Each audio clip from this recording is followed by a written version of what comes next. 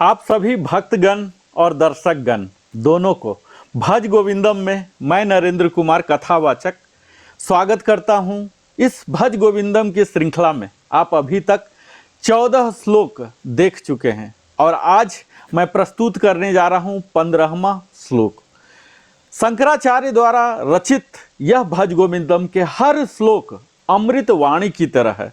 ये सूत्र है, ज्ञान पुंज है, हम सबों के जीवन को संपूर्णतः परिवर्तन लाने की क्षमता रखता है, बशर्ते हम इसे थोड़ा थोड़ा ही अपने आचरण में लाएं। और इसी वजह से मैं यह भज गोविंदम प्रयास किया हूं आप सबों के समक्ष प्रस्तुत करने का, क्योंकि प्रस्तुत करने से आप सबों को तो फायदा होगा ही, साथ साथ मुझे भी फायदा होगा कि मैं भी इसी बहाने रिसर्च करूंगा, आप सबों को बताऊंगा, इसके लिए खुद याद करूंगा, पढ़ूंगा, हमें भी लाभ होगा और आपको भी लाभ होगा। यह विन विन सिचुएशन है।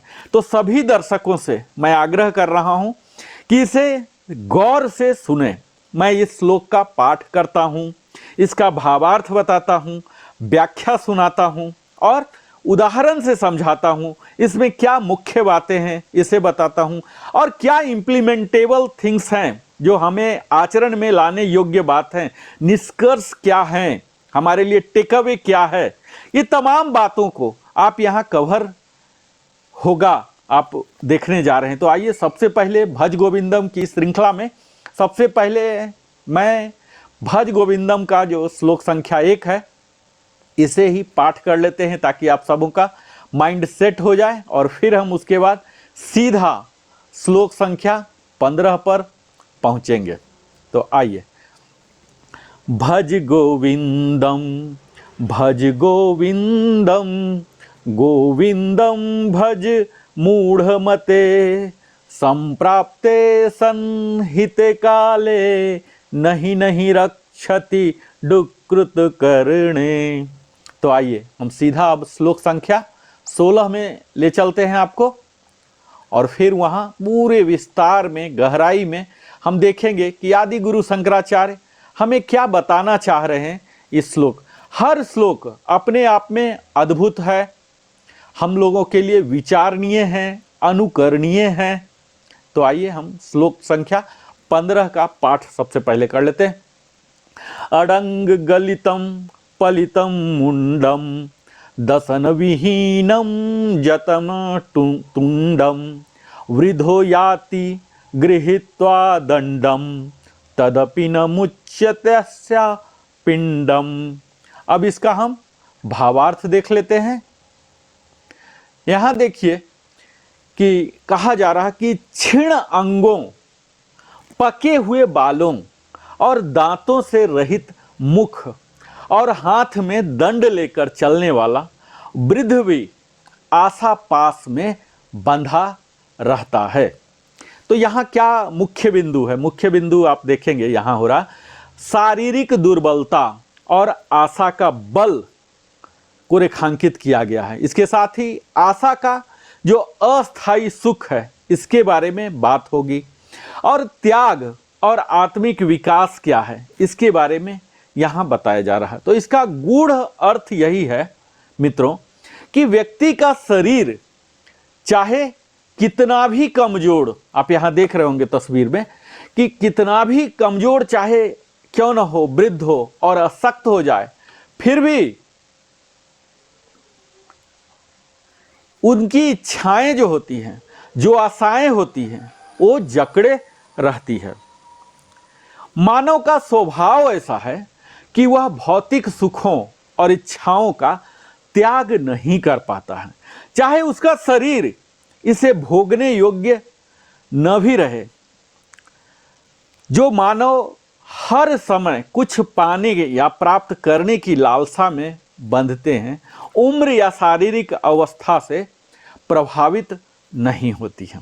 यहाँ मुख्य बिंदु है कि शारीरिक दुर्बलता और आशा का बल।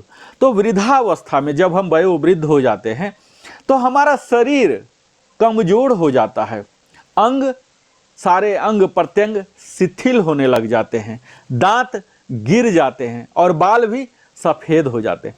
फिर भी व्यक्ति इच्छाओं और मोह से बंधा रहता है। यह आशा का अस्थायी सुख है।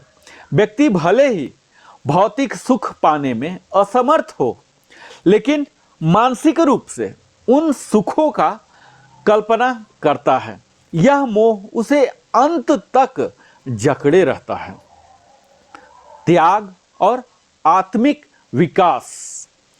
जब शरीर भौतिक सुखों को भोगने में सक्षम नहीं है, तब भी इच्छाओं का त्याग करना आसान नहीं होता है। आत्मिक उन्नति के लिए इन आशाओं से मुक्त होना आवश्यक है।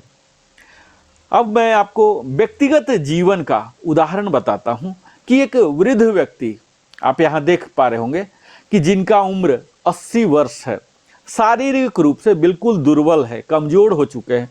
वह न चल सकते हैं, न ही अपने दैनिक कार्य कर सकते, लेकिन फिर भी वह अपनी संपत्ति बढ़ाने की लालसा में लगे रहते हैं और अपनी संतानों से अधिक धन कमाने की अपेक्षा करते हैं। सोचते हैं ये कि हमारे संतानों के संतान और अधिक धन करे, उसके लिए उसे प्रेरित करते हैं। तो यहाँ हमें सीख क्या मिल रही है? शरीर की स्थिति चाहे कुछ भी हो, यदि मन इच्छाओं से बंधा है तो शांति प्राप्त नहीं हो सकती। अगर मैं पौराणिक संदर्भ प्रस्तुत करने का प्रयास करूं तो महाभारत के पात्र हम सब जान रहे हैं, धृतराष्ट्र कौरवों के जो थे, जिन्होंने 100 पुत्रों को खो दिया, लेकिन फिर भी सत्ता और शक्ति की लालसा नहीं छोड़ पाए। तो यहाँ सीख क्या है? हमारा मोह और आशा हमें विवेकहीन बना देती है।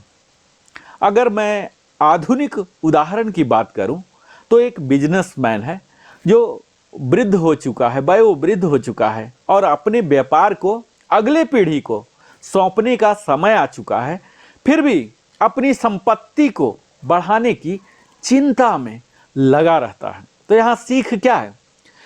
भौतिक सुखों का मोह मनुष्य को अंत तक बंधन में जकड़े रखता है। यहाँ आदि गुरु शंकराचार्य 15वें श्लोक के माध्यम से जो मुख्य संदेश देना चाह रहे हैं, यह प्रथम है कि आशा का जाल, ये इच्छाएं और मोह हमारे लिए सबसे बड़ा बंधन होता है। वृद्धावस्था में यह बंधन छूटता नहीं है जब तक कि व्यक्ति इसे छोड़ने का प्रयास न करे। दूसरा संदेश है आत्मचिंतन की आवश्यकता। वृद्धावस्था में भी जब शरीर दुर्बल हो जाता है, तब आत्मचिंतन और साधना का समय होता है। भौतिक सुखों और इच्छाओं को छोड़कर आत्मा की शांति का प्रयास करना चाहिए। तीसरा है कि मोक्ष की ओर अग्रसर होना है। आशाओं और मोह से मुक्त होकर हम मोक्ष की ओर अग्रसर हो सकते हैं। जब तक ये आशाएं हैं, मोह हैं, इनसे हम मुक्ति नहीं पाएंगे, तब तक मोक्ष की ओर हम अग्रसर नहीं हो पाएंगे। और यही शंकराचार्य का यहाँ कथन है। अगर आप इन श्लोक को व्यवहारिक दृष्टिकोण से देखें, जैसे मैं हर श्लोक को आपके रियल लाइफ से कनेक्ट करता हूं, न कि दार्शनिक और सैद्धांतिक विचार को ही सिर्फ प्रस्तुत करता हूं, यहां से भी देखता हूं कि आपके लिए क्या निकल पाएगा, क्या कनेक्ट कैसे कर पाऊं। तो यहां हमारे लिए यही आ रही है कि इच्छाओं पर हमें नियंत्रण करनी चाहिए। युवावस्था में ही इच्छाओं और मोह पर हमें नियंत्रण करना सीख लेना चाहिए। हर इच्छाओं को जरूरी मानकर पूरा करना कोई आवश्यक नहीं होता। दूसरा सीख है यहां ध्यान और साधना, क्योंकि वृद्धावस्था में ध्यान और साधना से अपने मन को शांति दें, ऐसा ड्रैग करने की जरूरत नहीं। यह आदत युवावस्था से ही लगाने की जरूरत है। जो भौतिक सुख से ऊपर उठकर हमें आत्मिक विकास की ओर बढ़ने की जरूरत है। और यहाँ जो व्यवहारिक है यह है कि संतोष का अभ्यास करें, कंटेंटमेंट। जो भी आपके पास उपलब्ध है उससे आप प्रसन्न रहना सीखें।